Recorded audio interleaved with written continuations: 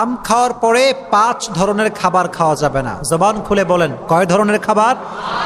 খাইলে আপনার রোগ হবে। আর আল্লাহ তাআলা কোরআনে বলেছেন, ওয়ালা তুলকু বিআইদিকুম ইলা তাহলুকা, যে কাজটা তোমাকে ধ্বংসের দিকে ঠেলে দেয় এমন কোন কাজে নিজেকে ঠেলে দেওয়া যাবে না।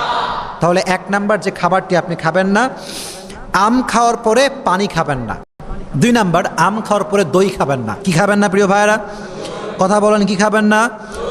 কারণ দই খেলে মেডিকেল সায়েন্স বলছে আমের পরে, আম খাওয়ার পরে কেউ যদি দই খায় তার অ্যালার্জির প্রবলেম হতে পারে। 3 নাম্বার, আম খাওয়ার পরে করলা খাবেন না। কথা বলেন, কি খাবেন না? করলা খাবেন না।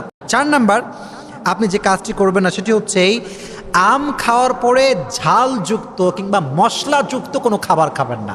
5 নাম্বার যেটি, সেটি হচ্ছে কোমল পানীয় কোনো জিনিস আপনি আম খাওয়ার পরে খাবেন না, কারণ এটা খাওয়ার কারণে ডায়াবেটিসের প্রবলেম হতে পারে। কিসের প্রবলেম হতে পারে ভাইয়ারা?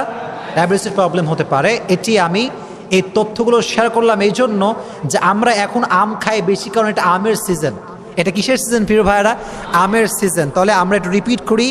1 নম্বরে আমরা আম খাওয়ার পরে পানি খাবো না। এদিকে সবাই, এদিকে কি খাবো না? পানি।